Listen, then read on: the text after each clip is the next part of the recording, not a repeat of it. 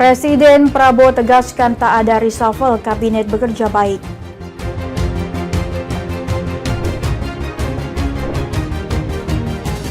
PSI Solo munculkan nama Kaisang dan Jokowi di bursa ketua umum. Objek wisata suku Baduy ramai dikunjungi wisatawan.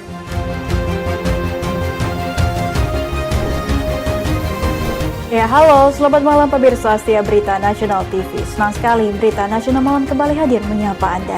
Selain 3 berita utama tadi, akan ada informasi lainnya dari dunia politik, ekonomi, hingga isu sosial sedang hangat diperbincangkan. Tentunya bersama saya, Lydia Juni.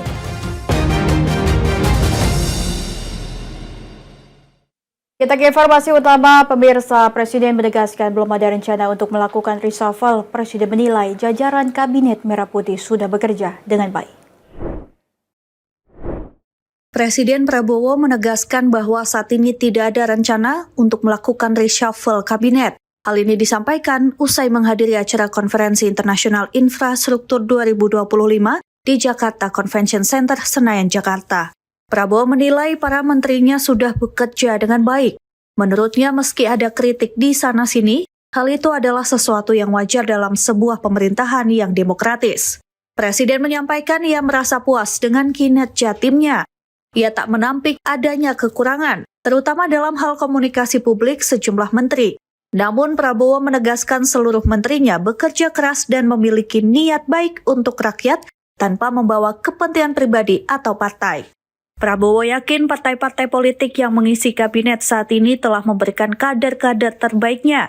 Ia menegaskan kesetiaan kepada partai berhenti saat kesetiaan kepada negara dimulai. Saya sekarang sampai saat ini, saya menilai bahwa menteri-menteri saya bekerja dengan baik. Terus terang aja, bahwa di sana sini ada kritik itu baik dan itu biasa. Dari Jakarta, Ajeng Tiara Galuh Anggara, Berita Nasional TV. Informasi selanjutnya datang dari Presiden Prabowo Subianto yang menegaskan proyek tanggul laut Giant Seawall dan Pantura akan segera dimulai.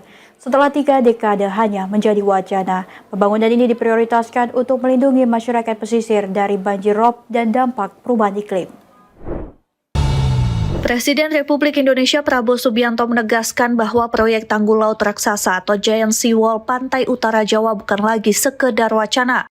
Setelah hampir 3 dekade hanya menjadi perencanaan, pembangunan tanggul akan segera dimulai. Hal ini ia sampaikan saat menutup Konferensi Internasional Infrastruktur di Jakarta Convention Center. Tanggul laut ini dinilai sangat krusial untuk melindungi wilayah pesisir utara Pulau Jawa dari banjir rob, penurunan muka tanah, dan dampak perubahan iklim. Proyek sepanjang 500 km dari Banten hingga Gresik ini diperkirakan membutuhkan dana sebesar 80 miliar dolar Amerika Serikat dengan waktu pengerjaan 15 hingga 20 tahun. Pemerintah tidak lagi akan menunda. Prabowo telah memerintahkan pembentukan tim khusus dan dalam waktu dekat akan membentuk badan otorita untuk memastikan proyek berjalan tepat sasaran. Langkah pertama akan dimulai di wilayah paling terdampak seperti Jakarta, Pekalongan, dan Semarang. Presiden juga menegaskan keterbukaan terhadap investor internasional, namun menjamin bahwa pembangunan tidak bergantung pada pihak asing. Bagi Presiden, tanggul laut Pantura adalah komitmen jangka panjang untuk melindungi rakyat, meski ia sendiri tak mengetahui siapa presiden yang akan menyelesaikannya. Harus kita laksanakan adalah Giant Seawall, tanggul laut pantai utara Jawa. Proyek ini sangat vital. Proyek ini berada dalam perencanaan Bappenas sejak tahun 95. Dari Jakarta, Ajeng Tiara Galuh Anggara, Berita Nasional TV. Gubernur Banten Andra Soni menegaskan komitmen pemerintah Provinsi Banten untuk mendukung karya inovasi anak bangsa agar bisa digunakan secara luas oleh masyarakat. Hal tersebut diungkapkan usai membuka gelar teknologi tepat guna ke-19 tingkat Provinsi Banten di Gedung Negara Banten. Diucapkan kepada Gubernur Banten Bapak Andra Soni, SMMAP. Gelar Teknologi Tepat Guna atau TTG ke-19 Provinsi Banten tahun 2025 resmi dibuka Gubernur Banten Andra Soni di Gedung Negara Provinsi Banten, Serang, Banten.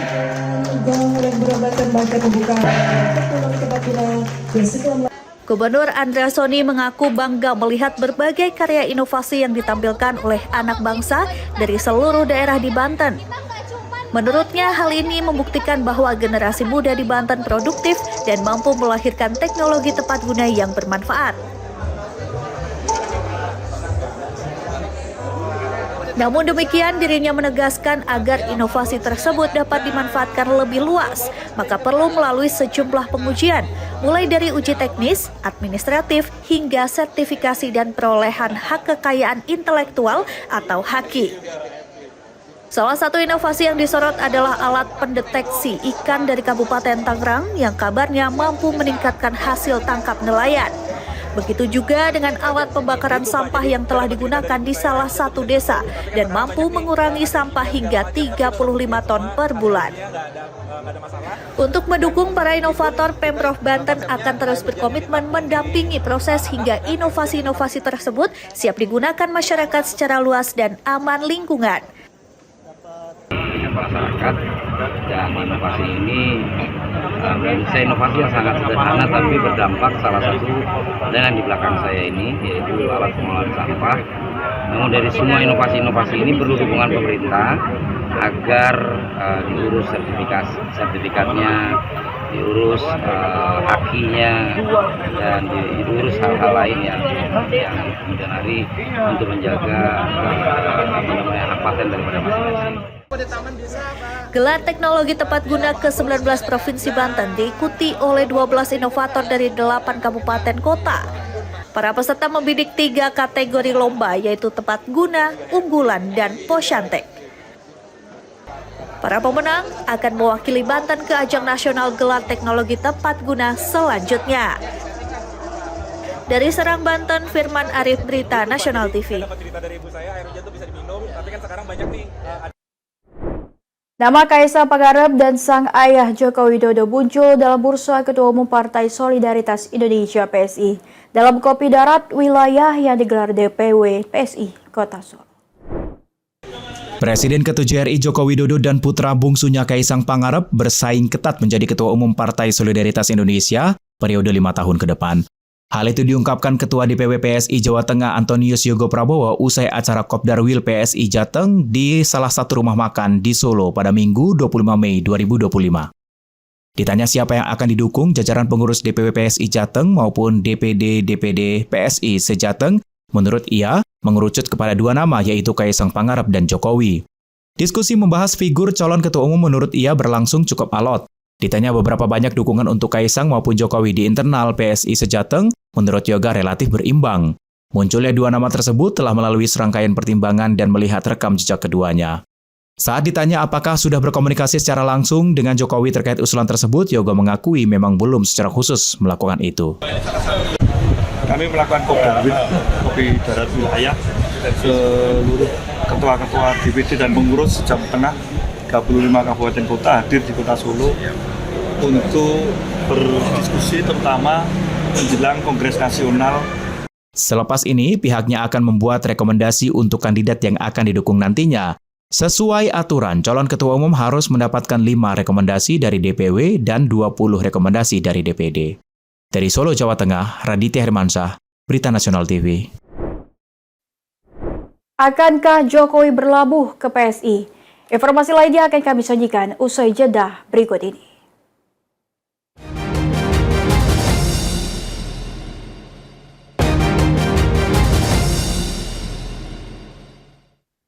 Ya, pemirsa, nama Presiden ke-7 RI Joko Widodo kembali mencuat dalam bursa calon Ketua Umum Partai Solidaritas Indonesia (PSI). Jika benar bergabung dan memimpin partai di langkah politik Jokowi tentu akan membawa dampak besar terhadap peta kekuatan politik nasional. Apa keuntungan dan tantangan yang mungkin dihadapi? Untuk membahasnya, kita telah terhubung dengan Bapak Dr. Soleh Basyari, Direktur Eksekutif Center for Strategic on Islamic and International Studies. Selamat malam, Pak. Selamat malam Lydia, apa kabar? Iya, alhamdulillah baik Pak. Bagaimana kabarnya hari ini Pak? Benar, sehat. Oke, baik Pak. Ini muncul isu yang menyebutkan Jokowi akan berlabuh ke PSI. Bagaimana Anda melihat wacana yang menyebut nama Presiden ke-7 RI Joko Widodo masuk dalam bursa calon Ketua Umum Partai Solidaritas Indonesia (PSI)? Ya, ini fenomena menarik, tetapi sebenarnya kita mencermati bahwa presiden-presiden pasca reformasi, mantan-mantan presiden serta mantan-mantan wapres, itu memang rata-rata begitu lengser dari presiden maupun wapresnya, tidak secara otomatis mereka pensiun, nimang cucu Baik. atau semacamnya. Kita mencermati Presiden Megawati sampai sekarang masih aktif. Mantan Presiden Megawati sekarang masih aktif sebagai Ketua Umum PDIP Perjuangan. Kemudian mantan Wapres Ma'ruf Amin kemarin waktu muktamar PKB di Bali juga terpilih sebagai Ketua Dewan Suro. Sementara mantan Presiden SBY juga Ketua Dewan Pembina Partai Demokrat, dan Wakil Presiden Baik. Yusuf Kala juga aktif sebagai Ketua Palang Merah. Jadi menurut saya ini fenomena mantan Wapres dan mantan Presiden pasca reformasi memang selalu aktif gitu. Iya betul sekali Pak, ini betul-betul menjadi fenomena menarik ya Pak. Pak, ini jika Jokowi benar-benar bergabung dan memimpin PSI, bagaimana kalkulasi politiknya ke depan menurut Anda? Iya, kenapa pilihannya PSI? Menurut saya ini alternatif paling mungkin untuk dimasukin Jokowi pasca beliau lengser dari presiden. Kenapa? Kalau ke PDIP jelas tidak mungkin. Rumah lama yang turun membesarkan nama besar Jokowi, mengantarkan sebagai wali kota 2 periode, kemudian gubernur DKI, kemudian presiden 2 periode juga, tidak memungkinkan untuk dimasukin kembali. Kenapa? Karena friksi yang sangat tajam dan tidak ada celah sedikit pun untuk Jokowi masuk ke PDIP. Nah, kemudian kemarin mantan Ketua Umum P3 juga menawari Jokowi untuk bergabung sebagai Ketua Umum P3, tapi juga Baik. direspon secara negatif. Nah, yang paling mungkin adalah PSI ini, meski sebenarnya ini sedikit tidak menguntungkan ya bagi PSI secara pribadi sebagai partai maupun Jokowi sebagai pribadi. Kenapa? Karena PSI ini tagline-nya dari awal berdiri sampai sekarang adalah partainya anak muda. Nah, kemudian tiba-tiba Jokowi yang mantan presiden, kemudian tiba-tiba tergerak untuk masuk ke situ. Jadi harus mengubah tidak hanya tagline, tapi juga karakter PSI dari partai Betul. anak muda menjadi partai yang seperti apa nanti kita belum melihat. Tetapi kan sebenarnya ini kalau PSI benar-benar diambil alih oleh Jokowi, menurut saya ini sedikit kerugian ya. Kerugi dalam arti bahwa PSI selamanya nanti ke depan di bawah kendali Jokowi kalau jadi terpilih akan menjadi banker dan juga akan menjadi ruang untuk publik untuk melakukan ekspresi dalam tanda kutip rasa tidak simpati kepada Jokowi. Nah, ini akan merugikan. Kemudian kalau kemudian Baik. hitung-hitungan Jokowi katakanlah masuk PSI ini adalah untuk backup anaknya yang menjadi wakil presiden, ini juga tidak mungkin. Kenapa? Karena PSI ini tidak mengirim satupun kadernya ke Senayan. Jadi lagi-lagi ini tidak menguntungkan. Nah, kemudian kalau hitung-hitungan kapasitas politik, bobot politiknya antara PSI sebagai partai dan Jokowi sebagai pribadi untuk melakukan lobby-lobby untuk backup Wapres Gibran sebenarnya lebih efektif Jokowi sebagai pribadi. Kenapa? Ya karena tidak sebanding Baik. kalau kemudian menggunakan PSI. Tapi sebenarnya sebagai alat lobby cukup Jokowi. Ya. Ya Pak, bikin penasaran ya Pak ya, strategi politik seperti apa yang Pak Jokowi ini mainkan Pak apabila resmi berlabuh ke PSI Pak? Ya, tapi tadi saya sebut bahwa ekspresi atau ketidaksukaan pada Jokowi ke depan akan terklaster ke situ kalau benar-benar Jokowi terpilih sebagai ketua umum. Nah, tetapi tidak ada pilihan lain bagi Jokowi untuk mewadahi libido, untuk mewadahi nafsu politiknya kecuali masuk partai. Dan satu-satunya yang paling mungkin adalah Partai Solidaritas Indonesia. Nah, jangan sampai Partai Solidaritas Indonesia nanti ketika Jokowi mengendalikan berubah menjadi Partai Solidaritas Iriana. Ini berbahaya itu. Nah, jadi tagline-nya harus diselamatkan. PSI sebagai partainya anak muda itu harus diperkuat. Justru itu akan menjadi menurut saya blunder ketika Jokowi mengambil alih ya. Ya. Oke, baik Pak. Ini seberapa besar peluang PSI berkembang di bawah kepemimpinan Jokowi menurut pandangan dan perhitungan politik Anda Pak? Iya, saat ini sentimen Jokowi terhadap dinamika dan turbulensi kepolitikan kita itu sebenarnya lebih ke arah negatif ya. Baik kalau kita misal random memantau pergerakan di medsos, semua platform medsos, baik di TikTok, di YouTube, kemudian di X atau di platform-platform lain, itu sentimennya kurang menguntungkan. Nah, apakah PSI akan gambling, katakanlah, untuk mengambil mantan Presiden Jokowi ini sebagai ketua umumnya? Nah, jadi menurut saya ini bukan saat tepat ya. Kemudian bahwa saat ini Jokowi masih diasumsikan punya kekuatan yang besar dalam perpolitikan dan perjalanan bangsa ini. Tetapi kan untuk satu semester ke depan atau bahkan kelanjutannya itu tidak bisa bertahan seperti ini. Artinya bahwa sentimen negatif terhadap Jokowi itu jelas merugikan bagi perjalanan ke depan bagi PSI. Ya. Ya, Pak, ini jika Jokowi menjabat nih sebagai Ketum PSI, bagaimana konstelasi politik nasional akan berubah dan apa kiranya dampak terhadap partai-partai lain, Pak? Menurut saya, ada atau tidak ada Jokowi dalam PSI itu tidak banyak mengubah konstelasi politik nasional. Kenapa? PSI ini partai yang tidak masuk dalam Senayan, jadi tidak ikut pergulatan, dinamika dan aktivitas di Senayan. Nah, ada atau tidak Jokowi, ya PSI tetap seperti itu.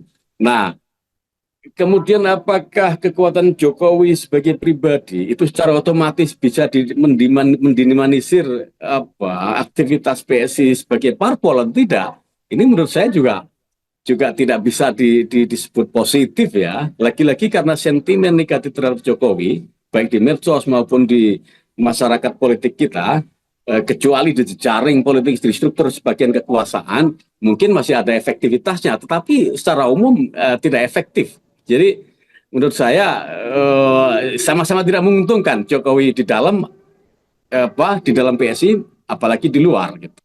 Jadi PSI sebenarnya menurut saya biar berjalan sendiri ya, tanpa harus menyandar pada Jokowi begitu. Oke Pak, terakhir apa harapan dan himbauan Anda terkait isu masuknya Jokowi dalam bursa calon ketua umum PSI? Menurut saya Jokowi lebih enjoy dalam posisi sekarang. Posisi tidak berpartai, apalagi tidak menjadi ketua umum. Kenapa? Karena mitos atau asumsi Jokowi punya kekuatan besar itu ketika dia tidak disentuh, tidak dijangkau, tidak masuk struktur. Jadi kekuatan itu terbangun secara invisible hand. Dia membangun atau memitoskan diri sebagai sosok yang punya kekuatan dan sosok yang ikut terlibat dalam perjalanan bangsa ini ke depan.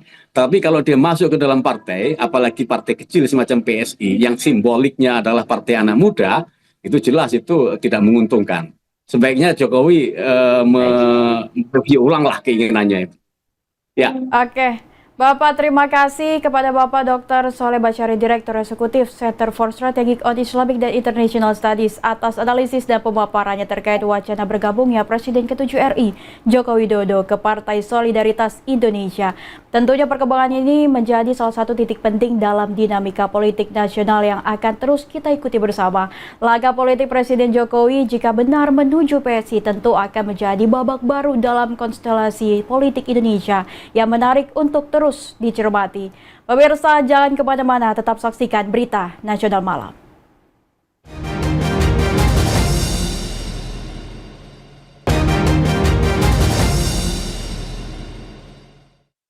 Pemirsa, objek wisata di dalam negeri kini ramai dikunjungi para wisatawan. Salah satunya adalah objek wisata adat suku Baduy di Desa Kanekes, Kabupaten Lebak, Banten. Wisatawan mengaku terpesona dengan keasrian alam dan keunikan budaya masyarakat adat Baduy. Beginilah suasana di objek wisata adat suku Baduy yang terletak di Desa Kanekes, Kecamatan Lewi Damar, Kabupaten Lebak, Banten. Sejak awal libur panjang, tempat ini ramai dikunjungi wisatawan baik dari dalam maupun luar Kabupaten Lebak. Pengunjung yang datang beragam dari anak-anak, remaja, hingga orang tua. Mereka datang untuk menikmati suasana alam yang masih alami sekaligus melihat langsung kehidupan masyarakat suku Baduy yang masih menjaga tradisi leluhurnya.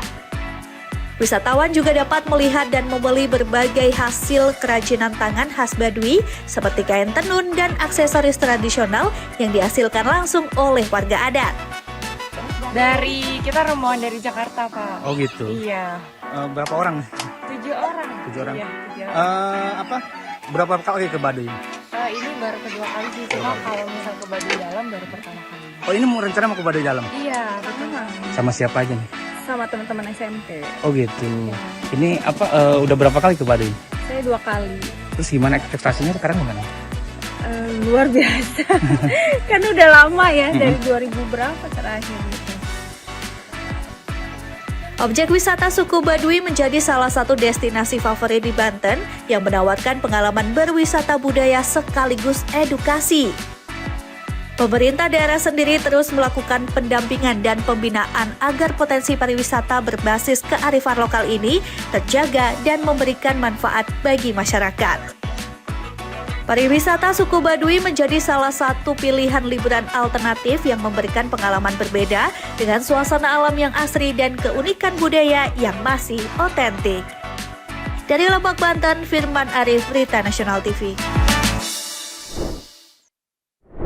Informasi lainnya datang dari PT PLN Persero Indonesia Power Unit Bisnis Pembangkitan Priuk memperingati Hari Lingkungan Hidup Sedunia tahun 2025 dengan mengadakan program aksi bersih-bersih sampah serta menanam pohon mangrove di bibir pantai. General Manager PLN Indonesia Power UBP Priuk Buyung Arianto mengatakan kegiatan ini bertujuan untuk meningkatkan kesadaran pegawai PLN untuk peduli terhadap lingkungan sekitar. Buyung menjelaskan sampah di laut dan pantai dapat mengganggu proses rantai makanan, apalagi 70% oksigen disumbangkan oleh fitoplankton yang ada di laut, sehingga jika sampah di laut berlebih akan mengganggu komunitas fitoplankton dan oksigen yang akan dihasilkan akan berkurang. Terlebih laut merupakan sumber daya alam yang dapat dimanfaatkan bagi banyak manusia, mulai dari ikan-ikannya, rumput laut, serta ekosistem laut yang ada di dalamnya. Selain itu, kegiatan ini juga disertakan dengan menanam pohon mangrove yang dapat menahan air laut dan tidak menggerus daratan sehingga posisi daratan masih sama. Lebih lanjut, kegiatan ini juga melibatkan PLN penyaluran, mitra binaan dan bank sampah yang nantinya sampah-sampah yang telah terkumpulkan dapat dikonsolidasi sehingga sampah yang tadinya tidak berharga menjadi sampah yang memiliki nilai jual. Terima kasih. Kita dalam rangka meramaikan ya Hari Lingkungan Hidup Sedunia, salah satu yang bisa kita lakukan adalah apa yang ada di sekitar kita yang perlu kita sentuh. Ternyata di depan kita sendiri masih ada limbah, polusi khususnya sampah yang dapat mengganggu ya proses rantai makanan, kemudian rantai sumber daya alam itu menjadi terganggu. Jadi saya sampaikan tadi di pembukaan bahwa ternyata 70% oksigen itu disumbang oleh fitoplankton yang ada di laut. Dari Jakarta, Natasha Alko, Ade Chandra, Dewanata, Berita Nasional TV.